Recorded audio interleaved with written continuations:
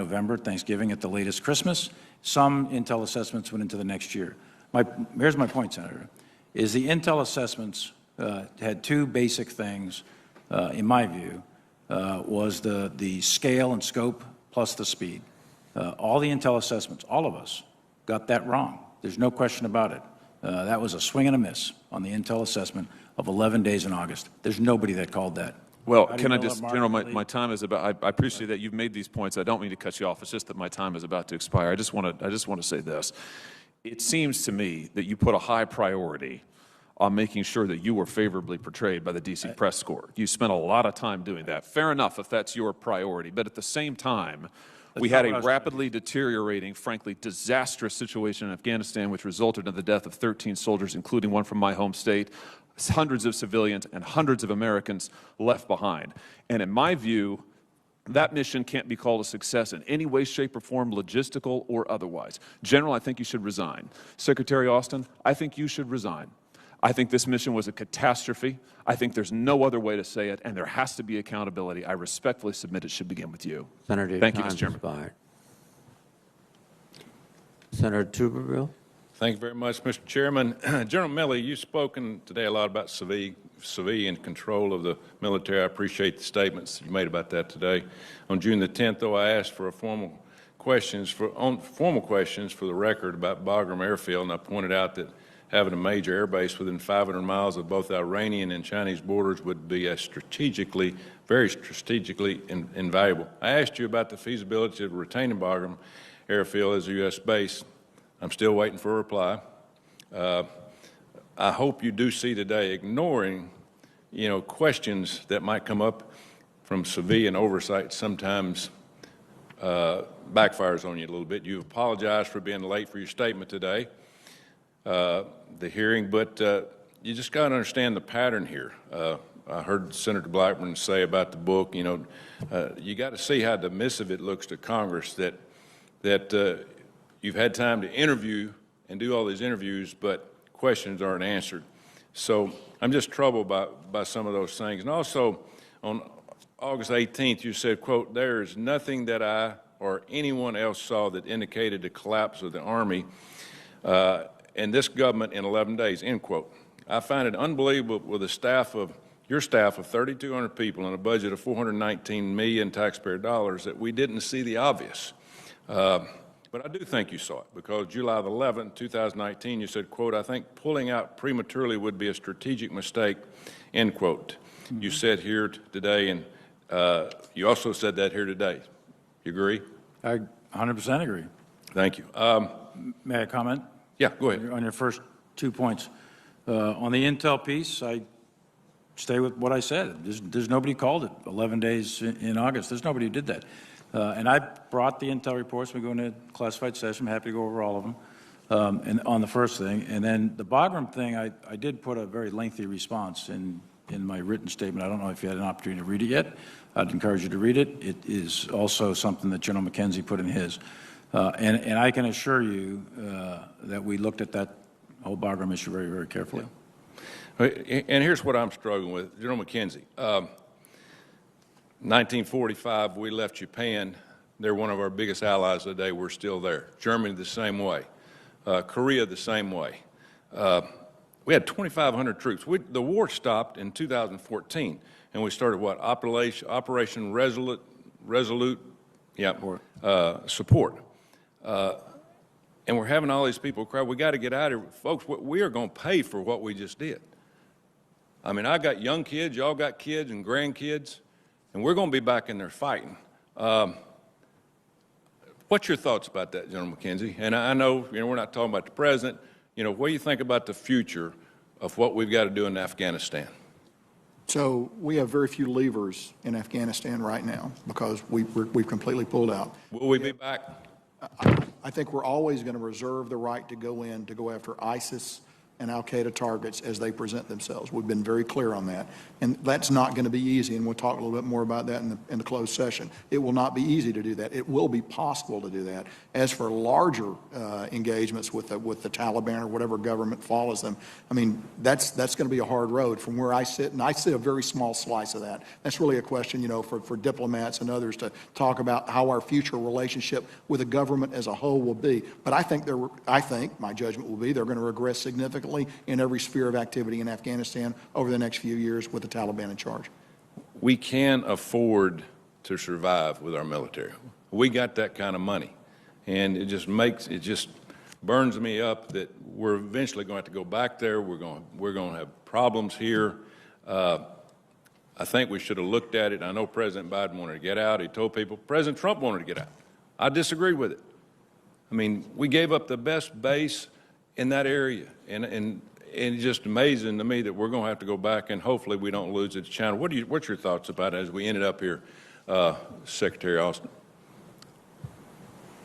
Well, I don't think it's preordained that we're going to have to go back, Senator. I would tell you that what you've heard us say is that we recognize that transnational terrorists will migrate towards ungoverned spaces. We also are committed to not allowing al-Qaeda to regenerate and be able to export terror from Afghanistan to the United States of America. And we'll remain laser focused on that going forward. And we'll do everything within our power to make sure that that doesn't happen. Thank you. Could I ask you one question, Austin? Are you against dishonorable discharges to the military for not taking a vaccine? You're the leader of the DOD.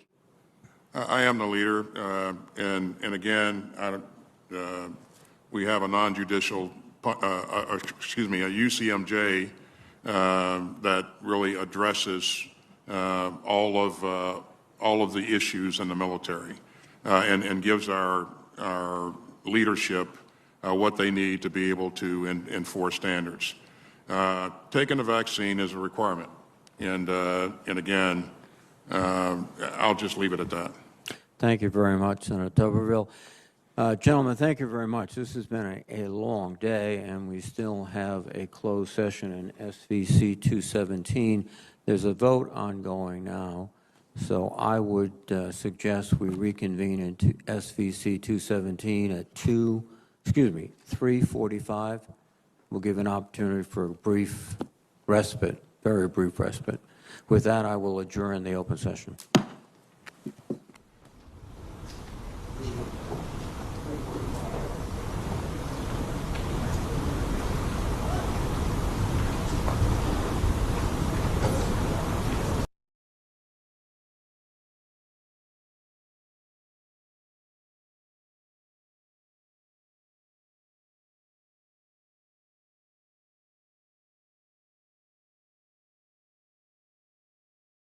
To guardianship and promoting training. Congress should support programs that fund grants to promote states adopting and implementing supported decision-making. Congress should support qualified legal service programs, independent from the courts and steeped in civil rights advocacy experience, to provide legal assistance to individuals like Nick, who are trying to avoid guardianship or have their rights restored. And Congress should also fund incentives to support the state collection of data that Zoe spoke of. We also would encourage the continued funding of the National Resource Center for Supported Decision-Making to coordinate national practices. Thank you, Senators, for your interest in this issue, and I look forward to answering your questions. Thank you so much, Dr. Kripke. Senator Blumenthal and Senator Cruz and members of the subcommittee, it's a great honor to be here to talk to you about conservatorships. People with disabilities have the same freedom to pursue their dreams as other Americans. My name is Dr. Clarissa Kripke, and I'm the Director of Developmental Primary Care in the Department of Family and Community Medicine at the University of California, San Francisco. I provide primary medical care to some of the Bay Area's most medically fragile and behaviorally complex residents. I'm the Vice Chair of Communication First, a national nonprofit that is focused on the rights and interests of people who cannot speak or whose speech is unreliable for communication.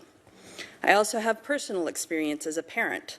My daughter cannot speak and requires help with all of her activities of daily living, but she can direct her life and her health care. One of the most common reasons that people cite for pursuing conservatorships is that they fear that their loved one won't be able to access medical care or that family members won't be able to provide support. In my experience, number one, conservatorship is not necessary to deliver high-quality medical care. This is true even for people with the most complex disabilities. Two, conservatorships don't make people safer or prevent abuse. In fact, people with disabilities, as well as conservators, can get trapped in bad situations. Three, supported decision-making simply works better than conservatorship. Conservatorships encourage healthcare providers to focus on who is authorized to make a medical decision instead of on the patient. In one case I had, a patient came to me with her sister who thought something was wrong but didn't know what. I suggested that we try to ask. I put her in front of a keyboard to see if she would type. I asked her to show me how she says yes. I showed her some anatomy charts to see if she would point. Finally, I said, "Touch hurt," and she took my hand and put it on her right upper abdomen, and based on that, I got an ultrasound and I was able to diagnose gallstones. That would have been a very difficult diagnosis to make if I had assumed she had nothing to say. Conservatorships don't protect people with disabilities from abuse. Choice and control over one's life is what makes someone safe. Most conservators are trying to do right by someone they care about. However, statistics show that most abusers are family members, caregivers, or other trusted people who a judge might appoint as a conservator. I had a patient who we suspected was being abused by their conservator. Because of the conservator's privileged role, Adult Protective Services closed the case quickly due to the lack of proof. Had my patient not been conserved, her distress and our suspicion would have been enough to help her end visits with the conservator and to help her choose someone else to provide her support. Conservators can also get trapped in a role they no longer can fulfill as they age or their circumstances change. I've had to try to contact conservators who reside in nursing homes or out of the country, who are only available during business hours, or who are actively avoiding being called. Delays in making medical decisions can be life-threatening. Supported decision-making simply works better. Supported decision-making is a process where people with disabilities can name trusted supporters to assist them with communicating, accessing health services, and making decisions and implementing their health care plan. It improves communication. It's flexible and respectful. Instead of relying on a single person, it enables a person with disabilities to receive support from family members or supporters whose knowledge, skills, and availability are best matched to the situation. Despite our best efforts, there are times when we can't clearly determine a patient's preference. In those situations, we invite the people in the patient's life to help make decisions as a team. At the meeting, we address the patient directly, regardless of whether we think they're understanding and even if they aren't responding. Patients often surprise us with their understanding and their insight. Also, the healthcare team behaves more respectfully when speaking directly to a patient. Overall, for the delivery of healthcare, involving courts doesn't add value. It doesn't prevent abuse. Supported healthcare decision-making gives people with disabilities control and flexibility they need to make medical decisions in a timely fashion so they can get the best care. Thank you, and I'm happy to answer any questions.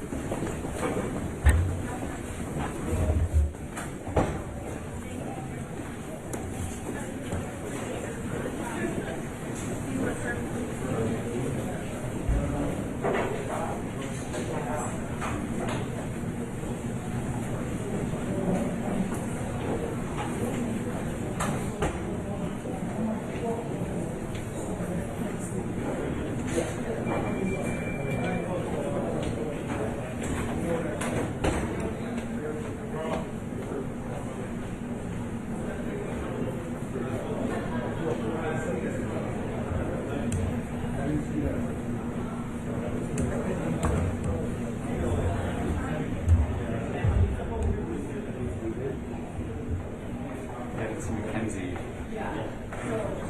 but I don't know if it's going to the private.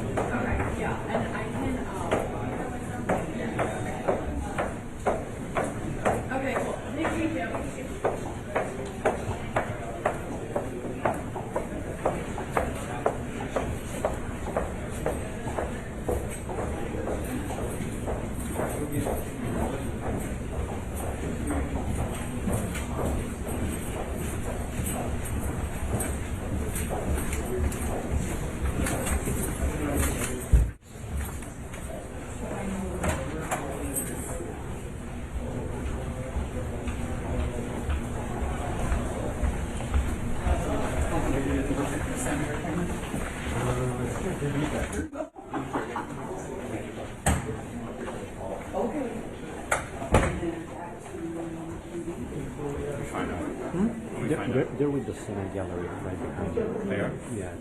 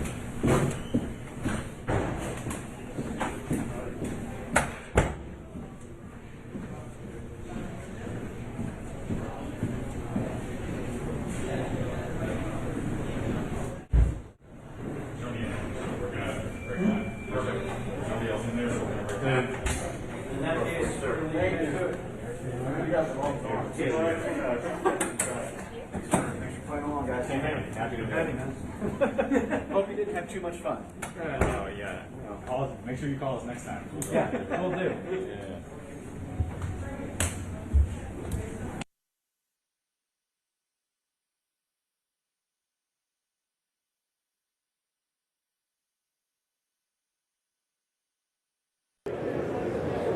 Have all members voted?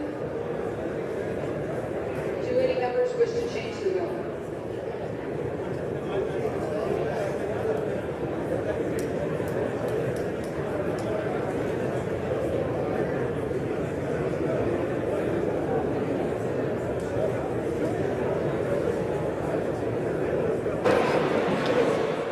On this vote, the yeas are 386, the nays are 35. Two-thirds being in the affirmative, the rules are suspended, the bill is passed. And without objection, the motion to reconsider is laid on the table. Pursuant to Clause 8 of Rule 20, the unfinished business is the vote on the motion of the gentlewoman from Pennsylvania, Ms. Wild, to suspend the rules and pass H.R. 4686 as amended. On which the yeas and nays are ordered, the clerk will report the title. H.R. 4686, a bill to promote free and fair elections, political freedoms, and human rights in Cambodia and for other purposes. The question is, will the House suspend the rules and pass the bill as amended? Members will record their votes by electronic device.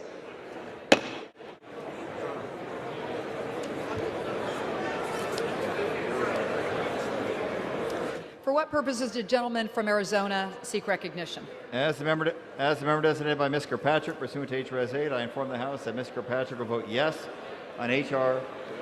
4686. For what purpose does the gentleman from South Carolina seek recognition? Madam Speaker, as a member designated by Mr. Armstrong of North Dakota, pursuant to H.R.S. 8, I inform the House that Mr. Armstrong will vote aye on H.R. 4686. For what purpose does the gentleman for Virginia seek recognition? Madam Speaker, as the member designated by Mr. Liu, pursuant to H.R.S. 8, I inform the House Mr. Liu will vote yes on H.R. 4686. For what purpose does the gentleman from Michigan seek recognition? As a member designated by Mr. Latta of Ohio, pursuant to House Resolution 8, I inform the House that Mr. Latta will vote yes on H.R. 4686. For what purpose does the gentleman from Illinois seek recognition? Madam Speaker, as a member designated by Mr. Grijalva, pursuant to H.R.S. 8, I inform the House that Mr. Grijalva will vote yes on H.R. 4686. For what purpose does the gentleman from Pennsylvania seek recognition? Madam Speaker, as a member designated by Mr. Lawson, pursuant to House Resolution 8, I inform the House that Mr. Lawson will vote yes on H.R. 4686. Thank you. For what purpose does the gentleman from Ohio seek recognition? Madam Speaker, as the member designated by Mr. Russ Fulcher of Idaho, pursuant to House Res 8, I inform the House that Mr. Fulcher will vote yea on H.R. 4686. For what purpose does the gentlewoman from Virginia seek recognition? Madam Speaker, as the member designated by Mr. McEachin, pursuant to H.R.S. 8, I inform the House that Mr. McEachin will vote yes on H.R. 4686. The gentleman from Florida seek recognition? Madam Speaker, as the member designated by Ms. Stefanik, pursuant to House Res 8, I inform the House that Ms. Stefanik will vote yea on H.R. 4686. For what purpose does the gentleman from California seek recognition? Madam Speaker, as member designated by Congressmember Cardenas, pursuant to House Resolution 8, I inform the House that Congressmember Cardenas will vote yes on H.R. 4686. And Madam Speaker, as member designated by Congressmember Napolitano, pursuant to House Resolution 8, I inform the House that Congressmember Napolitano will also vote yes on H.R. 4686. For what purpose does the gentleman from Texas seek recognition?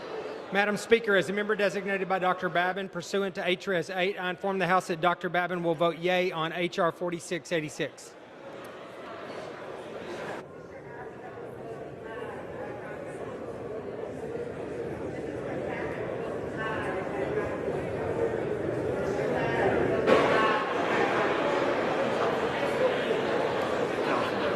For what purpose does the gentlewoman from California seek recognition?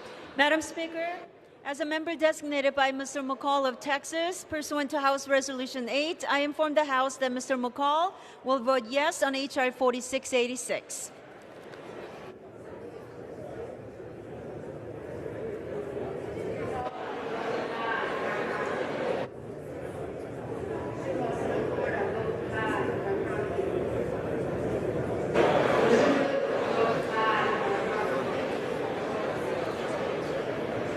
For what purpose does the gentlewoman from Illinois seek recognition? As a member designated by Mr. Rush, pursuant to H.R.S. 8, I inform the House that Mr. Rush will vote yes on H.R. 4686.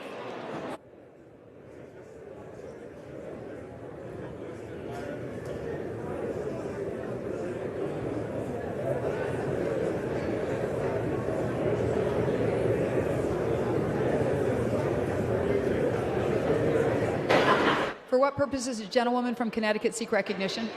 As the member designated by Ms. Wilson pursuant to H.R.S. 8, I inform the House that Ms. Wilson will vote yes on H.R. 4686. For what purpose does the gentleman from Michigan seek recognition?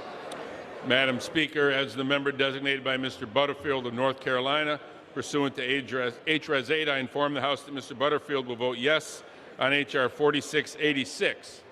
As the member designated by Mr. Ryan of Ohio, pursuant to HRES 8, I inform the House that Mr. Ryan will vote yes on H.R. 4686.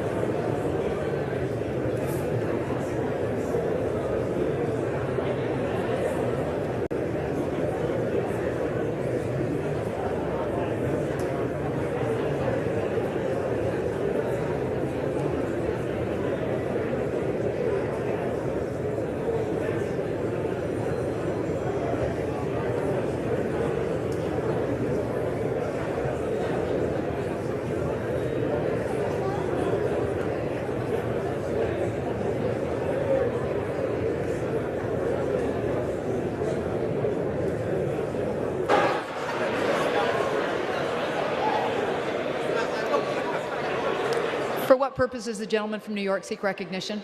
As the member designated by Congresswoman Grace Meng pursuant to H.R.S. 8, I inform the House that Congresswoman Meng will vote yea on H.R. 4686.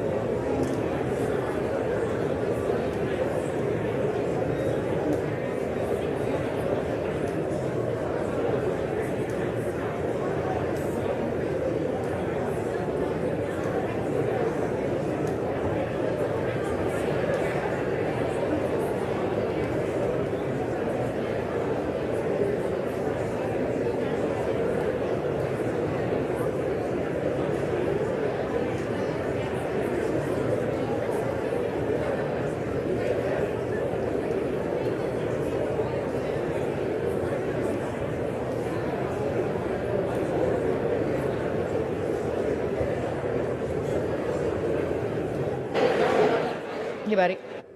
For what purpose does the gentleman from Pennsylvania seek recognition? Thank you, Madam Speaker. As the member designated by Mr. Hagedorn of Minnesota, pursuant to House Resolution 8, I inform the House that Mr. Hagedorn will vote yes on H.R. 1228.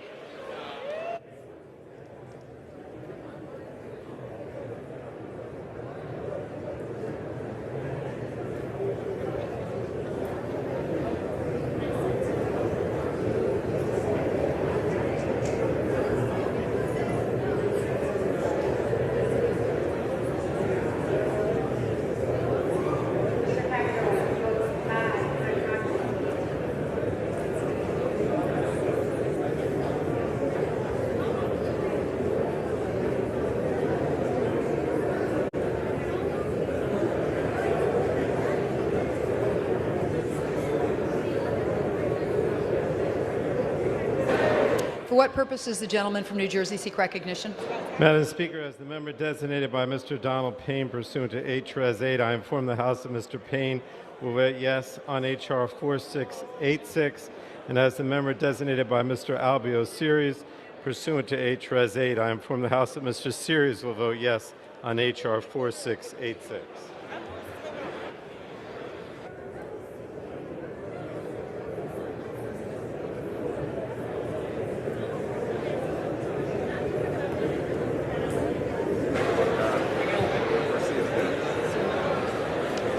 For what purpose does the gentleman from Illinois seek recognition?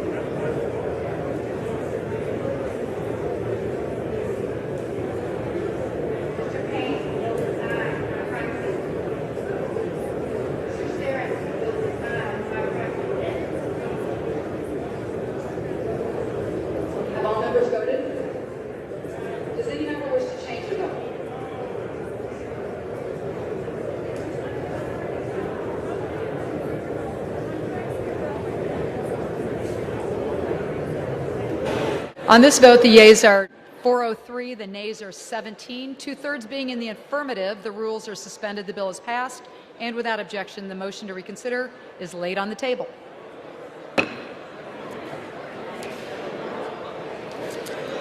Pursuant to Clause 8 of Rule 20, the unfinished business is the vote on the motion of the gentleman from Virginia, Mr. Scott, to suspend the rules and pass S-848, on which the yeas and nays are ordered. The clerk will report the title. Senate 848, an act to amend the Higher Education Act of 1965 in order to improve the service obligation verification process for Teach Grant recipients and for other purposes.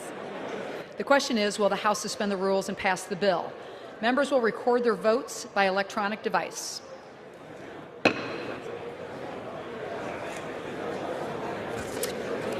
For what purpose does the gentleman from Pennsylvania seek recognition? As a member designated by Mr. Lawson pursuant to House Resolution 8, I inform the House that Mr. Lawson votes yes on Senate S-848.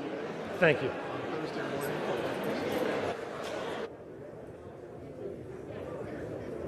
Purpose does the gentleman from Illinois seek recognition?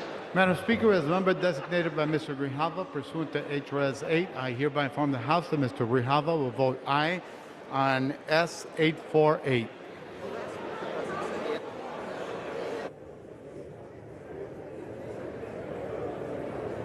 For what purpose does the gentleman from New Jersey seek recognition? Madam Speaker, as a member designated by Mr. Alvio Series pursuant to HRS 8, I inform the House that Mr. Series will vote yes on S-848, and as the member designated by Mr. Donald Payne pursuant to HRS 8, I inform the House that Mr. Payne will vote yes on S-848. Woman from California seek recognition? Madam Speaker, as the member designated by Mr. McCall of Texas, pursuant to House Resolution 8, I inform the House that Mr. McCall will vote yes on S-848. For what purpose does the gentleman from California seek recognition? Madam Speaker, as member designated by Congressmember Cardenas, pursuant to House Resolution 8, I inform the House that Congressmember Cardenas will vote yes on S-848. And Madam Speaker, as member designated by Congressmember Napolitano, pursuant to House Resolution 8, I inform the House that Congressmember Napolitano will also vote yes on S-848. For what purpose does the gentleman from Ohio seek recognition? Madam Speaker, as the member designated by Mr. Russ Fulcher of Idaho, pursuant to House Res 8, I inform the House that Mr. Fulcher will vote yea on S-848. For what purpose does the gentleman from Michigan seek recognition? Madam Speaker, as the member designated by Mr. Butterfield of North Carolina pursuant to HRS 8, I inform the House that Mr. Butterfield will vote yes on S-848. As the member designated by Mr. Ryan of Ohio pursuant to HRS 8, I inform the House that Mr. Ryan will vote yes on S-848. For what purpose does the gentleman from Florida seek recognition? Madam Speaker, as a member designated by Ms. Stefanik pursuant to House Res 8, I inform the House that Ms. Stefanik will vote yea on S-848.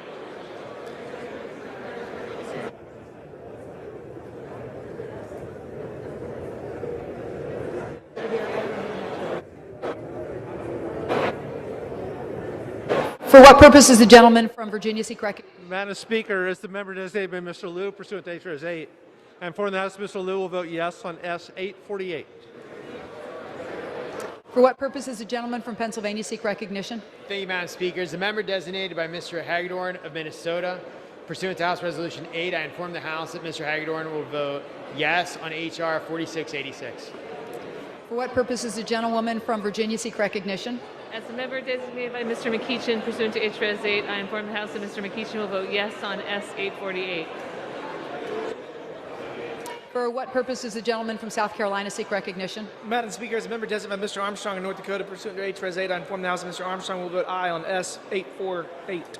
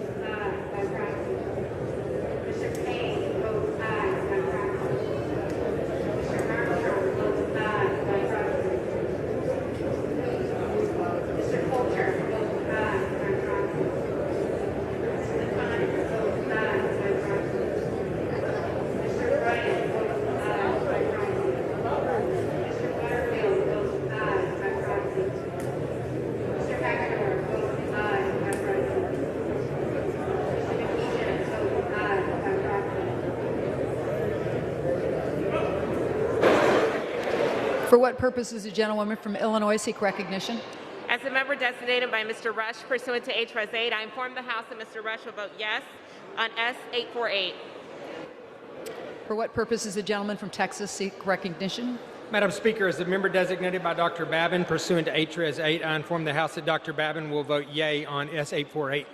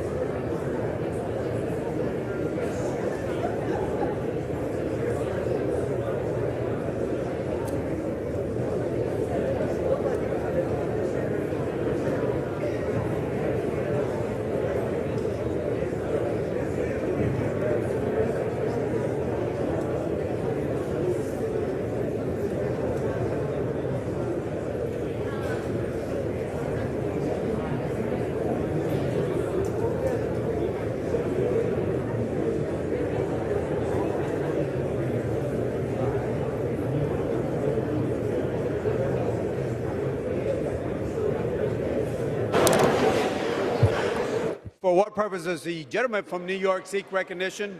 As the member designated by Congresswoman Grace Meng pursuant to H-Res 8, I inform the House that Congresswoman Meng will vote yea on S 848.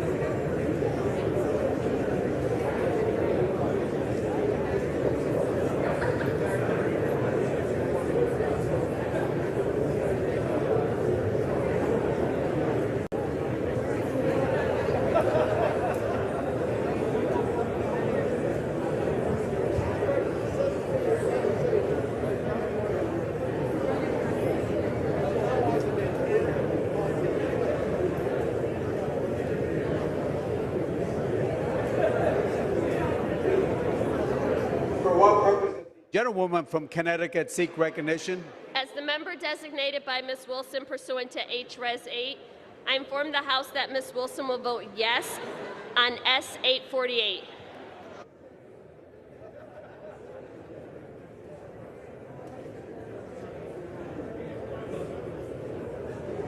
For what purpose does the gentleman from Arizona seek recognition? As the member designated by Ms. Kirkpatrick pursuant to H-Res 8, I inform the House that Ms. Kirkpatrick will vote yes on S H48.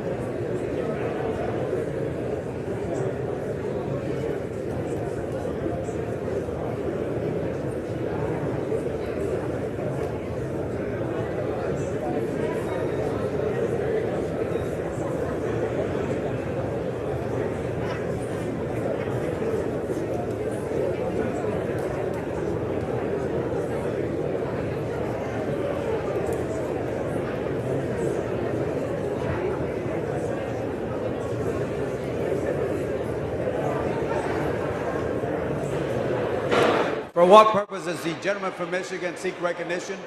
Mr. Speaker, as a member designated by Mr. Latta of Ohio, pursuant to H-Res 8, I inform the House that Mr. Latta will vote yes on S-848.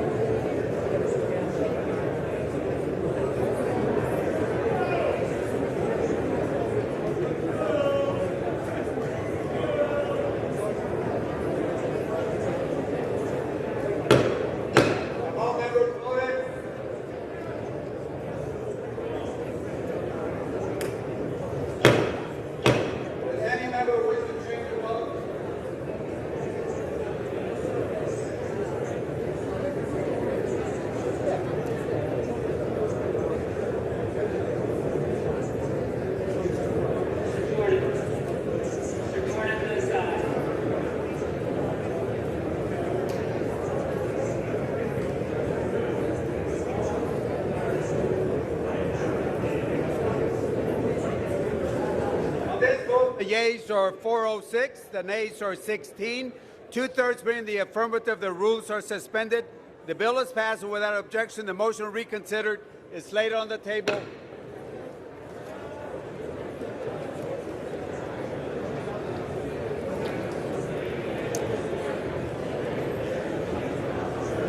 Pursuant to Clause 8 of Rule 20, the unfinished business is a vote on the motion of the gentlewoman from Michigan, Ms. Dingle, to suspend the rules and pass H.R. 1154, on which the yeas and nays are ordered. The clerk will report the title.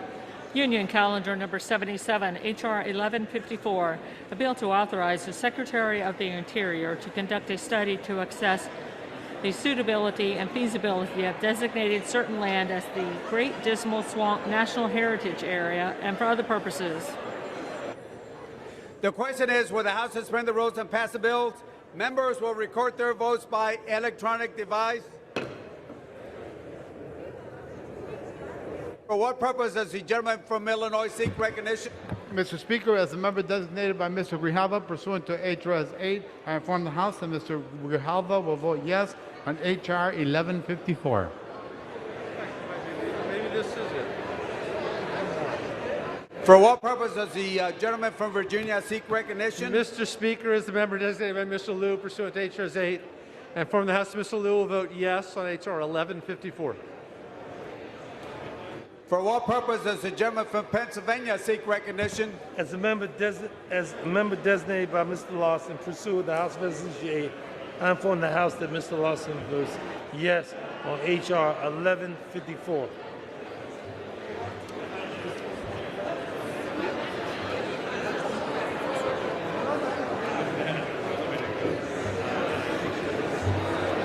All right. Next. Where's Meeks? Purpose does the gentleman from Ohio seek recognition? Madam Speaker, as the member designated by Mr. Russ Fulcher of Idaho, pursuant to House Res 8, I inform the House that Mr. Fulcher will vote yea on H.R. 1154. For what purpose does the gentlewoman from Virginia seek recognition? Mr. Speaker, as the member designated by Mr. McEachin pursuant to H.R.S. 8, I inform the House that Mr. McEachin will vote yes on H.R. 1154. For what purpose does the gentleman from Arizona seek recognition? Mr. Speaker, as a member designated by Ms. Kirkpatrick, pursuant to H.R.S. 8, I inform the House that Ms. Kirkpatrick will vote yes on H.R. 1154. For what purpose does the gentleman from New Jersey seek recognition? Mr. Speaker, as the member designated by Mr. Albio Series, pursuant to H.R.S. 8, I inform the House that Mr. Series will vote yes on H.R. 1154. And as the member designated by Mr. Donald Payne pursuant to H. Res. 8, I inform the House that Mr. Payne will vote yes on H.R. 1154. For what purpose does the gentleman from Michigan seek recognition? Mr. Speaker, as the member designated by Mr. Latta of Ohio, pursuant to H. Res. 8, I inform the House that Mr. Latta will vote yes on H.R. 1154. For what purpose does the honorable gentleman from Michigan seek recognition? Mr. Speaker, as the member designated by Mr. Butterfield of North Carolina, pursuant to H. Res. 8, I inform the House that Mr. Butterfield will vote yes on H.R. 1154. As the member designated by Mr. Ryan of Ohio, pursuant to H. Res. 8, I inform the House that Mr. Ryan will vote yes on H.R. 1154.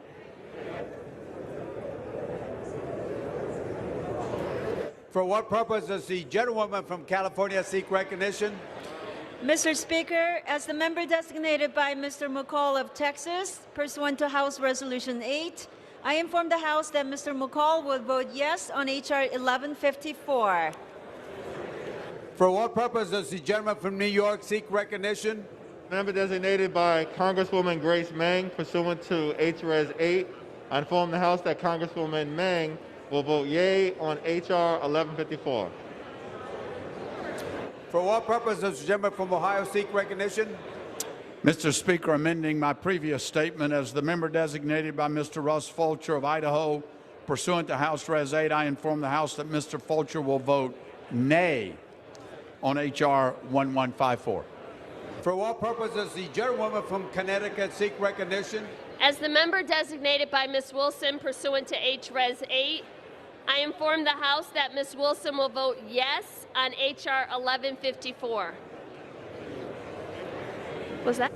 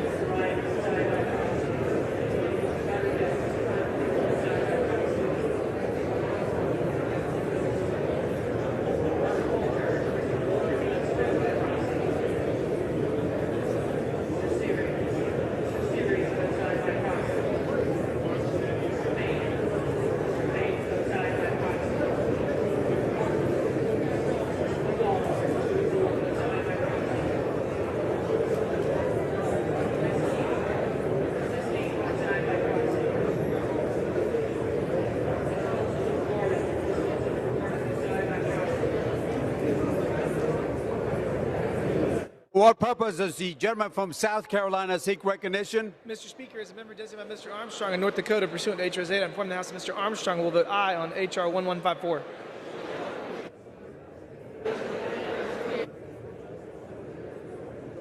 For what purpose does the gentlewoman from Illinois seek recognition? As a member designated by Mr. Rush pursuant to H. Res. 8, I inform the House that Mr. Rush will vote yes on H.R. 1154.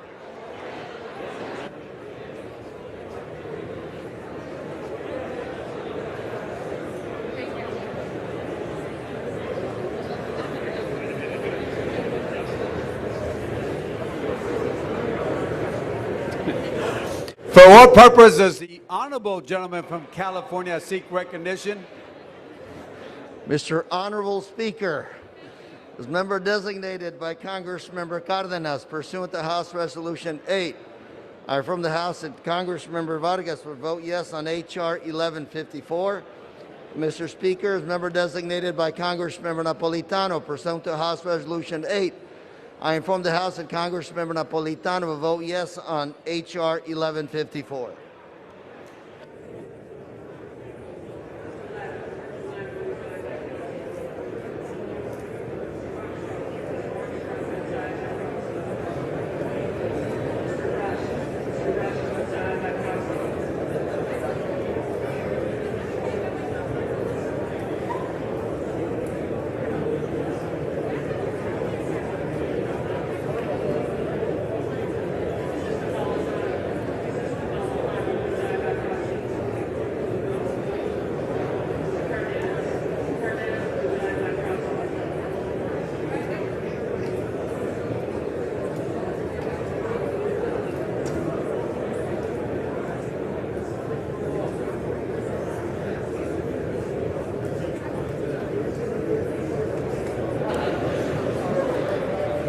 For what purpose does the gentleman from Texas seek recognition? Mr. Speaker, as a member designated by Dr. Babin and pursuant to H.Res. 8, I inform the House that Dr. Babin will vote yea on H.R. 1154.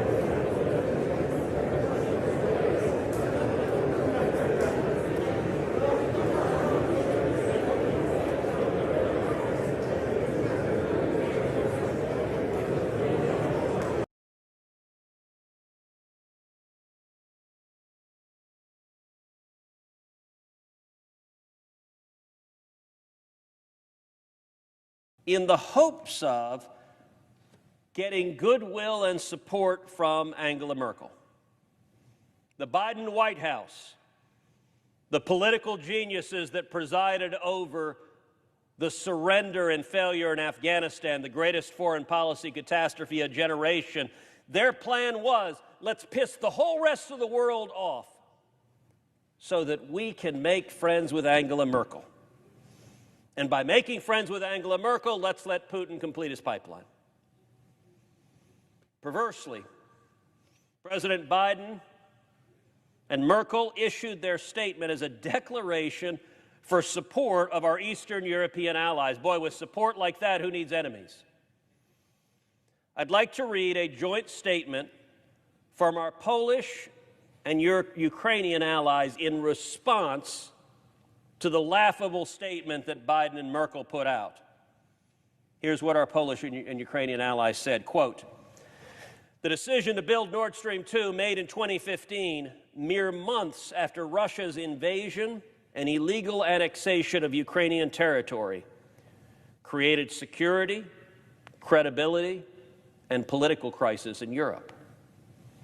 Quote, this crisis is significantly deepened by the resignation from attempts to stop the launch of the Nord Stream 2 gas pipeline." By the way, as an aside, that resignation would be Joe Biden's abandoning of U.S. law sanctioning Russia. The letter continued, quote, "This decision has created political, military, and energy threat for Ukraine and Central Europe, while increasing Russia's potential to destabilize the security situation in Europe, perpetuating divisions among NATO and European Union member states." Let me read that again. This decision, Joe Biden's political genius surrendering to Russia, has, quote, "created political, military, and energy threat for Ukraine and Central Europe." That sounds bad. It is bad. While increasing Russia's potential to destabilize the security situation in Europe, perpetuating divisions among NATO and European Union member states. The letter continued, quote, "Ukraine and Poland will work together with their allies and partners to oppose Nord Stream 2 until solutions are developed to address the security crisis created by Nord Stream 2, to provide support to countries aspiring to membership in Western democratic institutions, and to reduce threats to peace and energy security. Mr. President, what do our friends in Ukraine and Poland tell us? That Joe Biden's decision has created a, quote, threat to peace and energy security. But even then,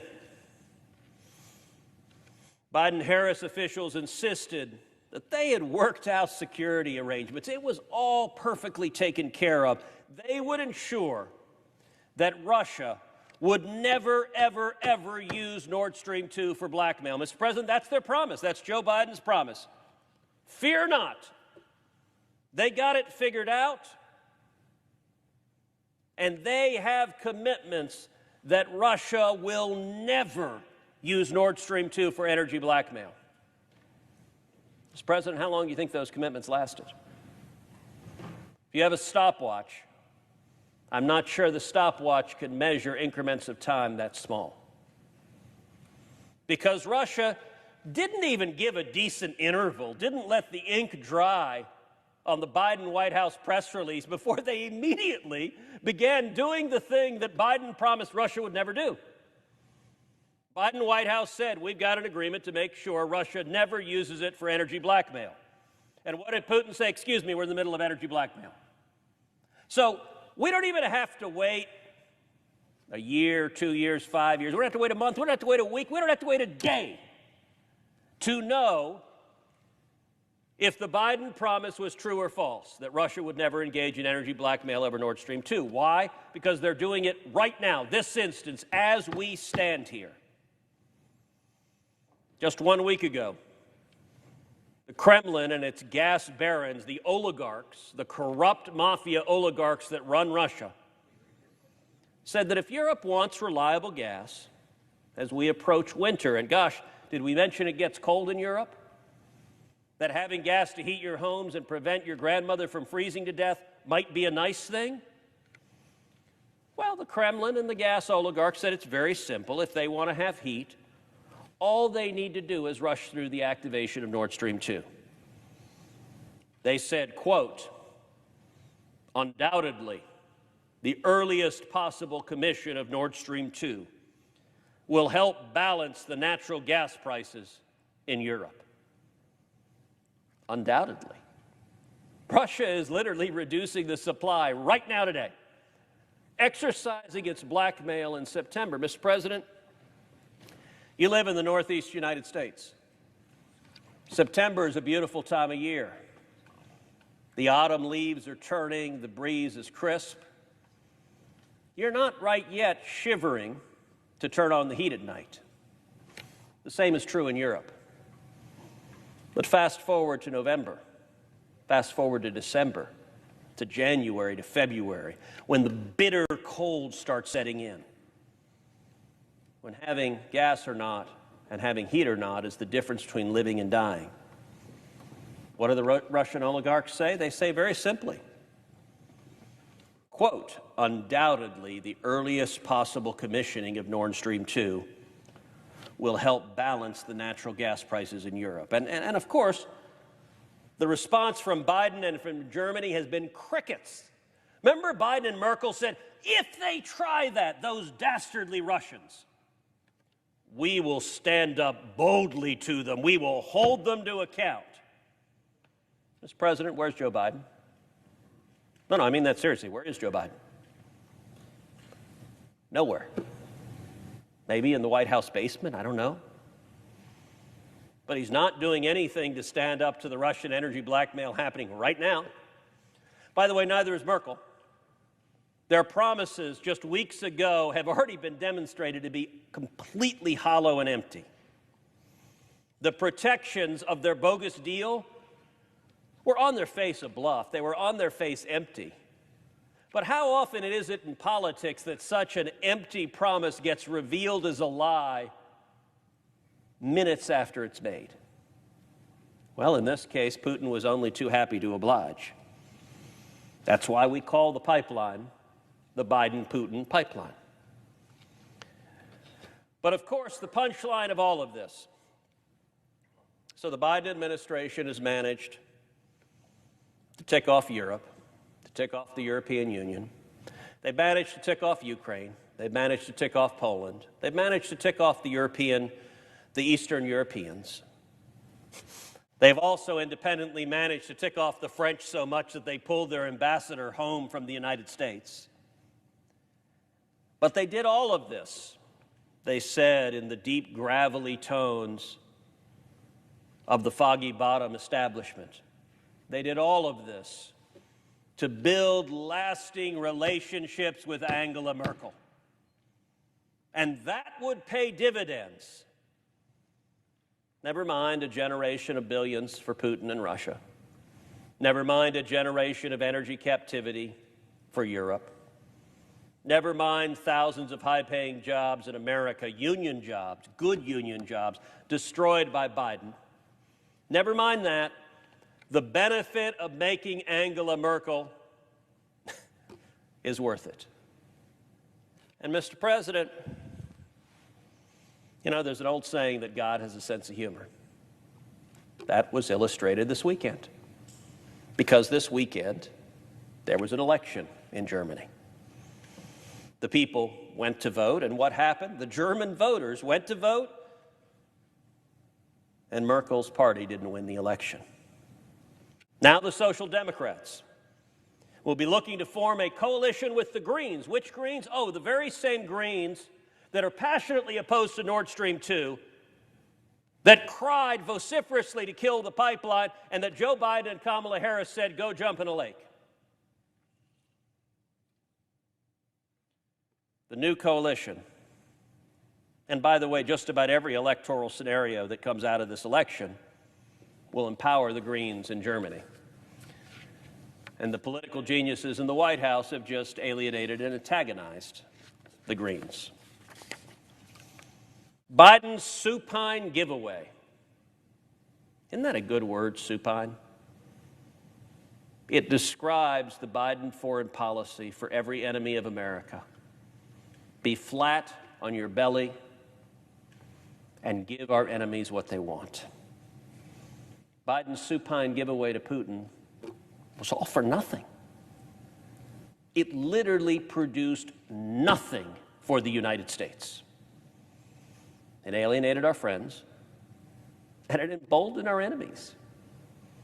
Mr. President, if you're Xi in China, and you see Joe Biden rolling over and surrendering to Vladimir Putin, giving him everything he wants, giving him a pipeline that will enrich him for generations to come, what do you think Xi is thinking?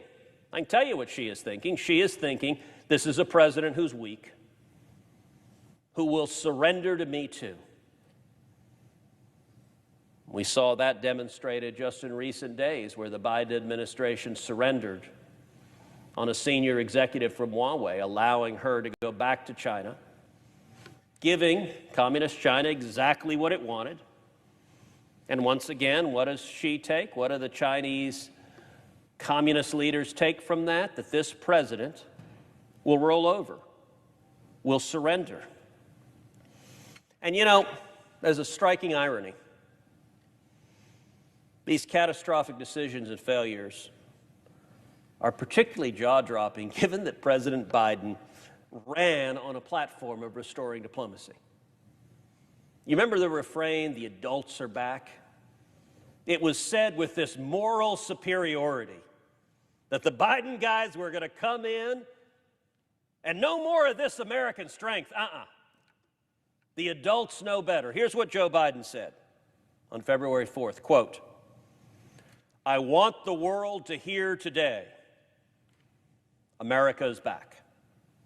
America is back. Diplomacy is back at the center of our foreign policy. We will repair our alliances and engage with the world once again, not to meet yesterday's challenges, but today's and tomorrow's.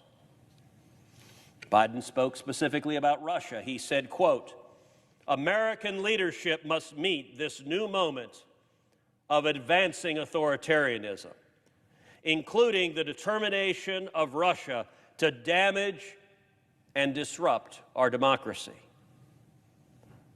And Biden added that we, quote, must start with diplomacy rooted in America's most cherished democratic values, defending freedom and championing opportunity. You know, if irony had ever been alive, that speech killed irony. If irony was dead and buried, that speech made irony roll over in her grave.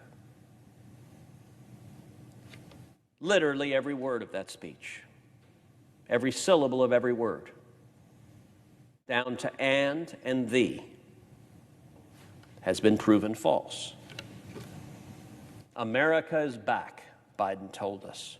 Diplomacy is back. We will repair our alliances. Mr. President, how's that gone?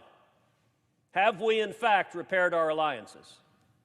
With Nord Stream 2, Biden has pissed off the French, the Polish, the Ukrainians, the European Union. Has Biden repaired our alliances? Has Biden engaged with the world once again? Well, if engaged with the world means surrender to Putin and give him everything he wants, then I guess so.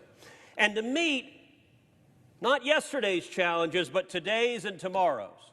Mr. President, how is Biden giving Putin rather, a massive natural gas pipeline? How is that meeting tomorrow's challenges, unless the challenges are how to fund Russia's military?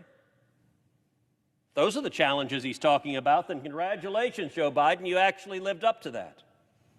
He spoke about Russia. American leadership must meet this new moment of advancing authoritarianism. How did Joe Biden and Kamala Harris meet this new moment of advancing authoritarianism? By funding it. Every year, Putin will cash a check. A couple $1 billion, courtesy of Joseph Biden. What should we use this couple of $1 billion for? How about advancing authoritarianism? Biden said we must start with diplomacy rooted in America's most cherished democratic values, defending freedom.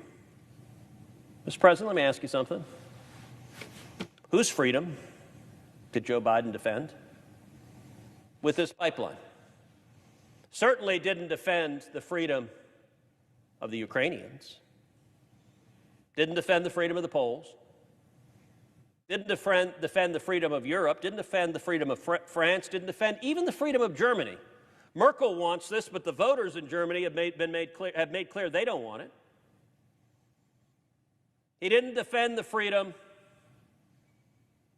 of the men and women of Georgia, of the Baltics, of all the former Soviet republics, whose safety and security is now jeopardized because Biden has decided to be a principal funder of the Russian military. That's not defending freedom.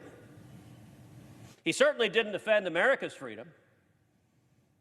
On his first day in office, Joe Biden shut down the Keystone Pipeline. He killed 11,000 jobs, including 8,000 union jobs. John Kerry helpfully told those union members, learn to code. You silly, dirty worker who wants to work on a pipeline, no, no, no. Sit down on a MacBook instead.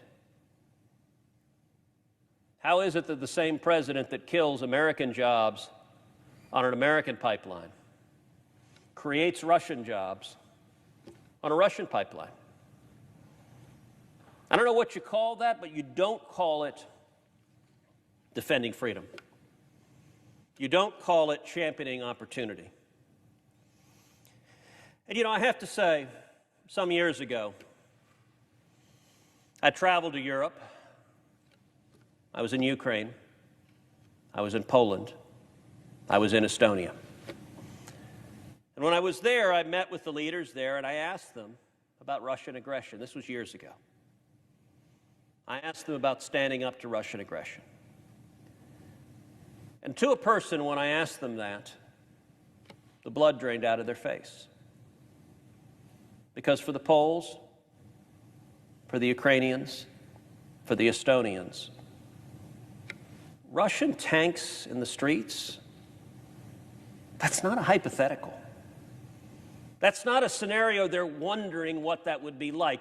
Those of us old enough to remember it,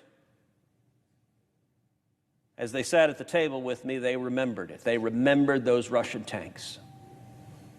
Vladimir Putin has said, in perhaps the most candid moment of his life, that he considers the greatest geopolitical disaster of the 20th century to be the dissolution of the Soviet Union. The natural corollary of that is that his foreign policy objective is to recreate the Soviet Union and to subjugate the former Soviet republics. One of the most dangerous consequences of this pipeline, of the Biden-Putin pipeline,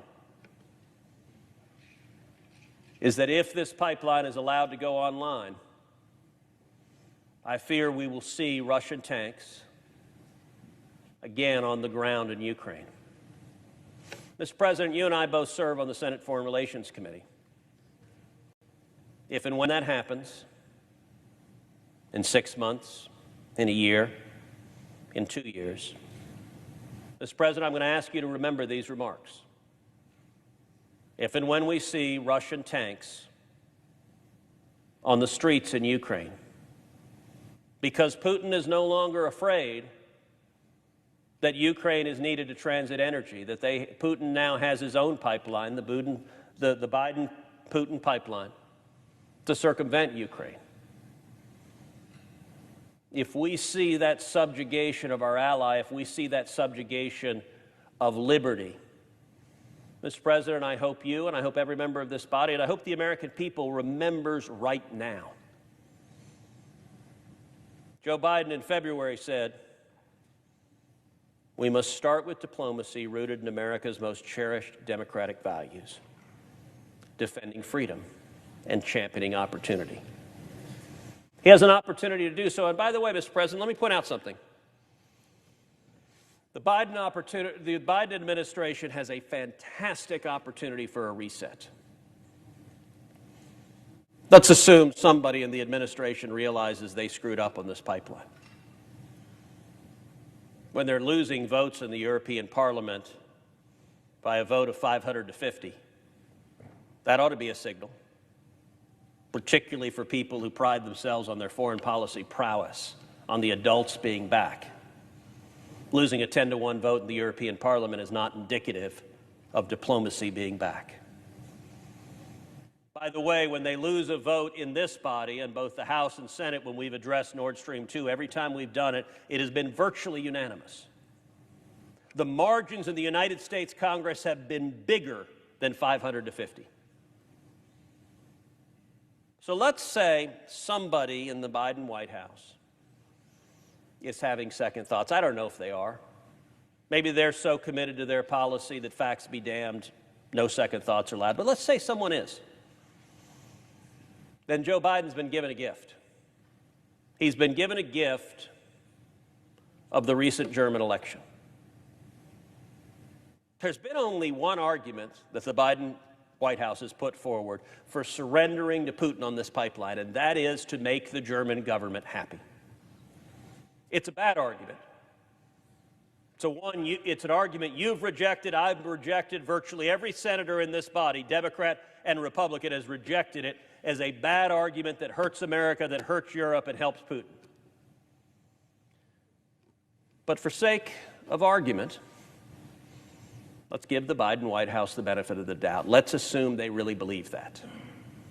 Well, this weekend gave them a gift.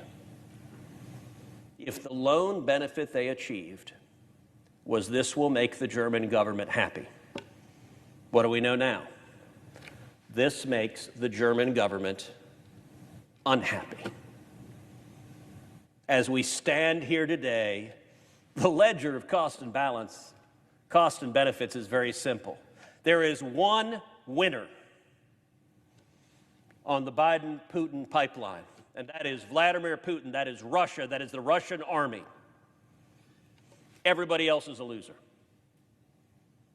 And so I would say to the Biden White House, they have an easy gift.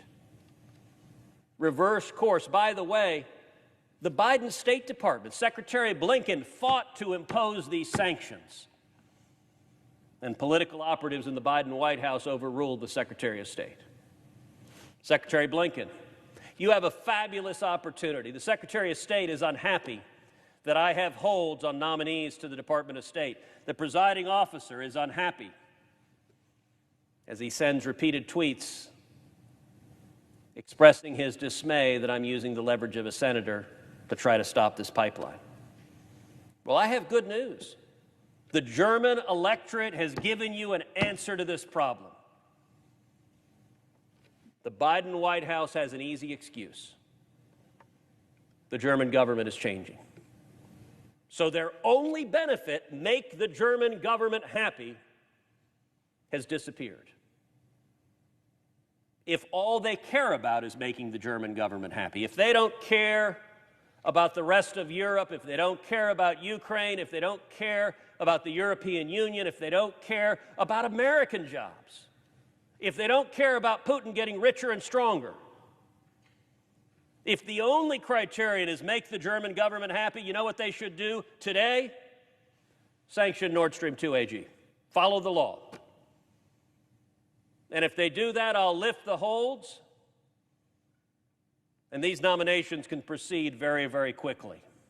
The German voters have given Joe Biden a gift. The only question is if anyone in the White House is paying attention. If anyone wants to accept the gift, or are they too stubborn? They picked their course, damn it, and they're going to go down with the ship, even if it hurts America forever. There is still time to stop this pipeline. The question is, does anyone in the White House care? I hope and pray that they do. Because if Joe Biden and Kamala Harris persist in their decision to completely and totally surrender to Vladimir Putin, that will harm the United States not for a year, not for 10 years, but for 30, 40, 50 years going forward. Mr. President, the German voters have given you a gift. You should take it. I yield the floor, and I suggest the absence of a quorum. Clerk will call the roll. Ms. Baldwin.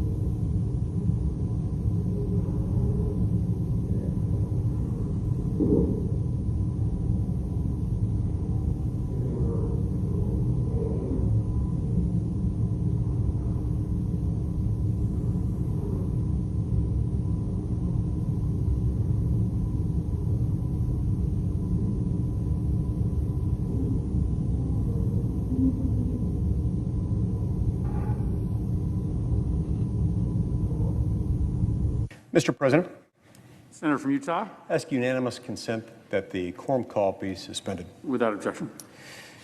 Mr. President, I rise today to express my deep concern with President Biden's disregard for American freedom. President Biden's strong-arm push to force Americans to choose between their health and decisions affecting their health on the one hand and providing for their families on the other hand is wrong.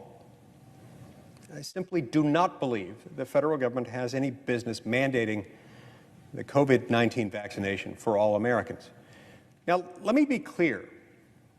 I believe that vaccines, broadly speaking, have provided immense benefits to society, nearly eradicating measles, polio, smallpox, and more in the United States.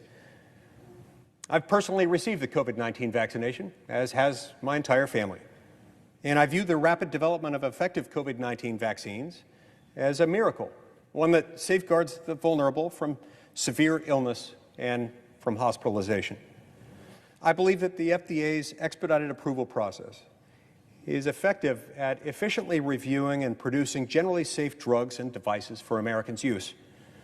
Additionally, I believe the emergency use authorization can make drugs available to Americans more quickly, which in some cases can mean the difference between life and death.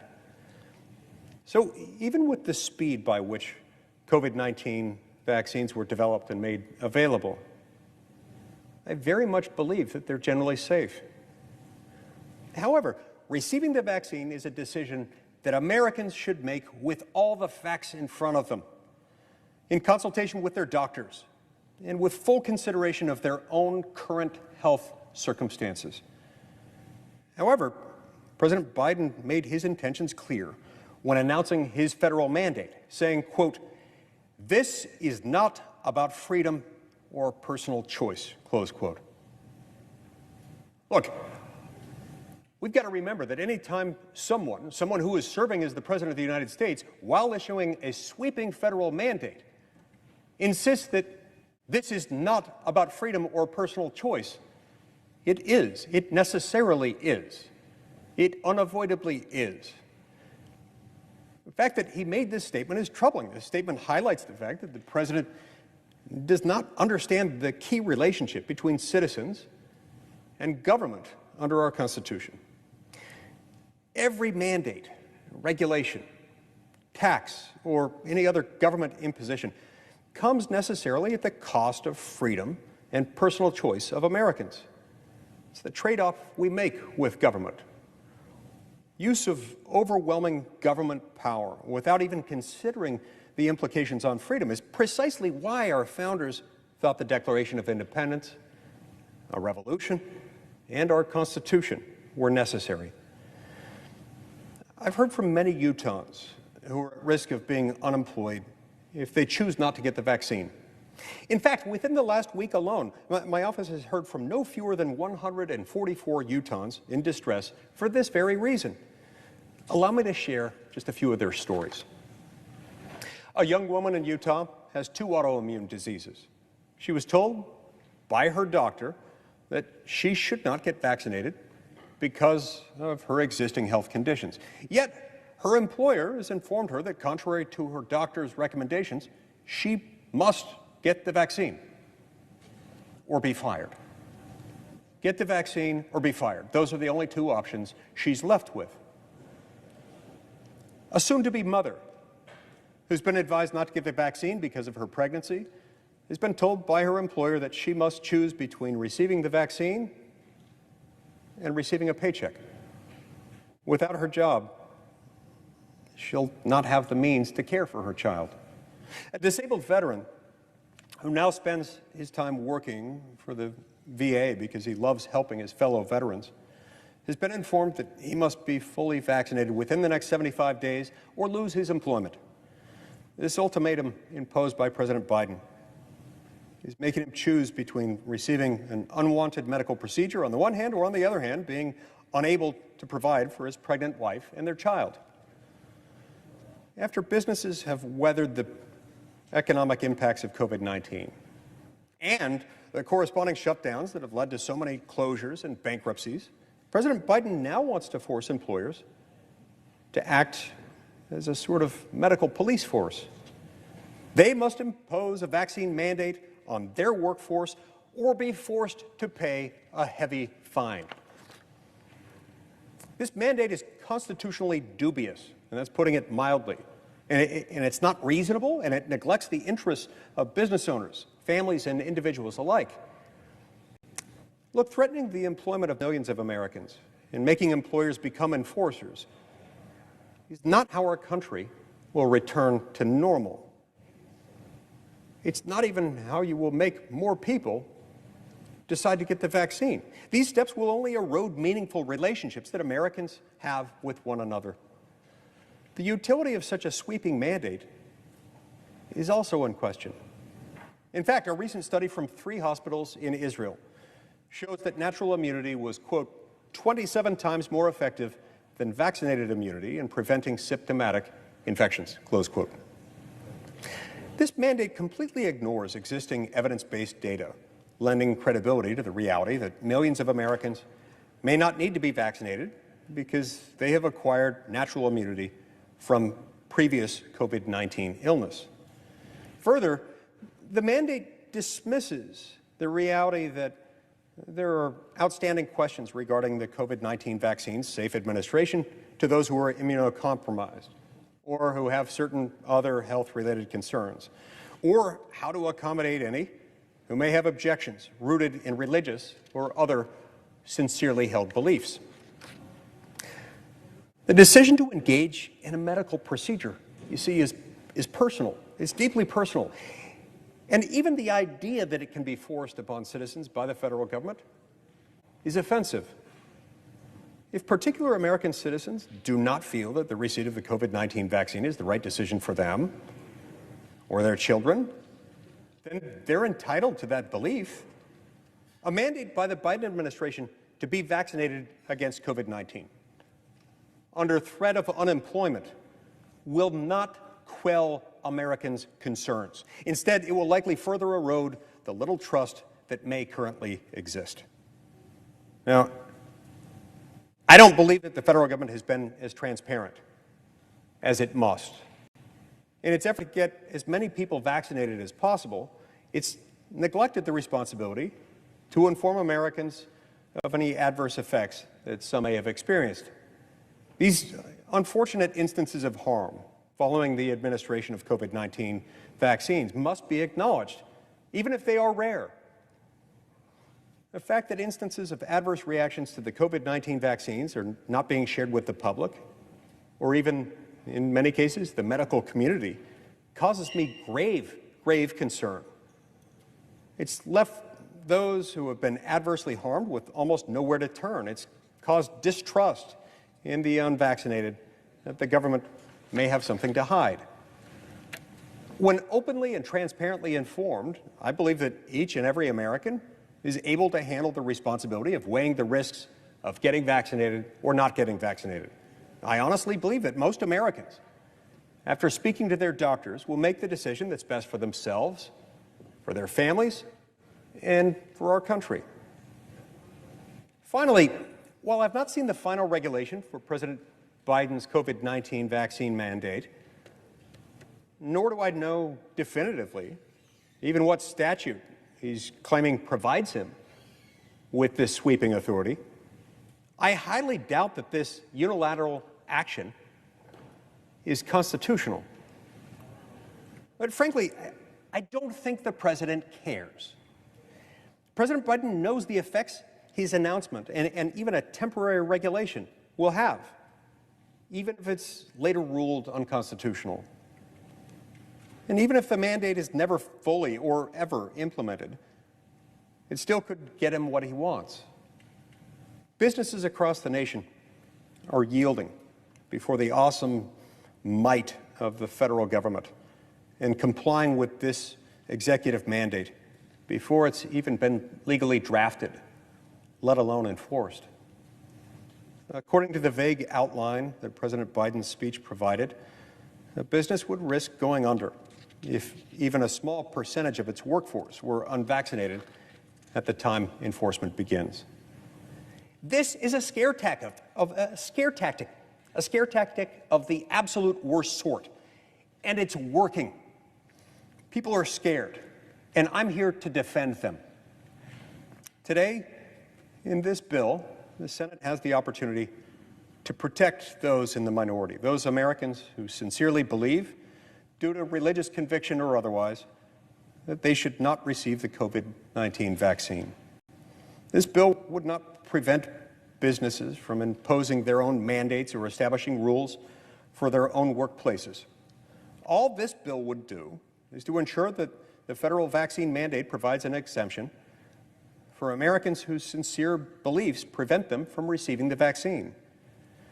Furthermore, Mr. President, nothing in federal law provides President Biden the authority to institute the vaccine mandate on private sector employers or on the public at large. And today, Congress has the opportunity to rectify this situation for the American people. Now, I want to be clear. This is not the end of my discussion here. I have 12 of these bills, and I will be back tomorrow and the next day for as long as it takes to win the fight against this sweeping mandate.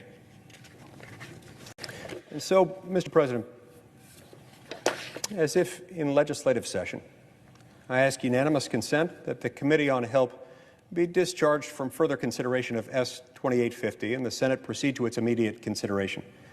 I ask unanimous consent that the bill be considered read a third time and passed, and that the motion to reconsider be considered made and laid upon the table. Is there objection? Mr. President. The senator from Washington. Mr. President, reserving the right to object. This unnecessary bill will undermine our efforts to end a pandemic that has killed over 685,000 people and counting. We are fighting a highly contagious virus.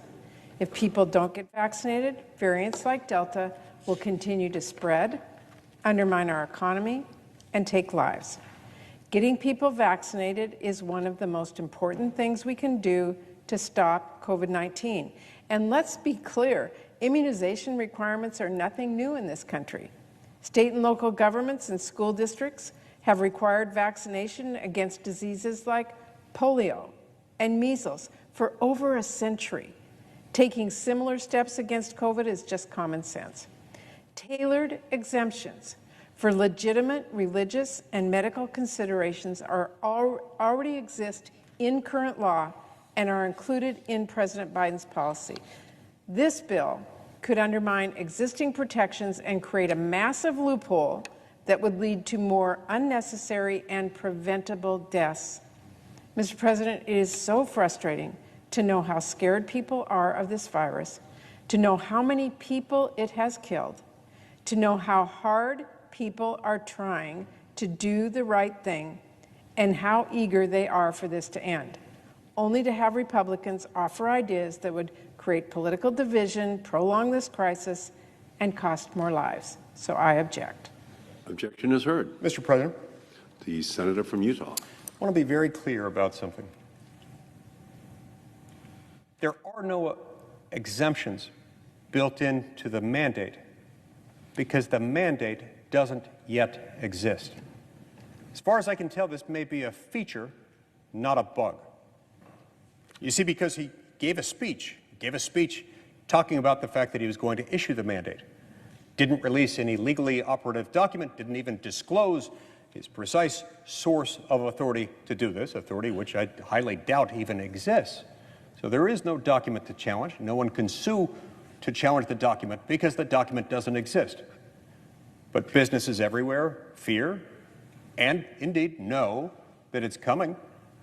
And so their general counsel's offices, their human resources departments, or employers with more than 99 employees in this country are scrambling to get ahead of it. Many of them are already adopting forward with enforcing or preparing to enforce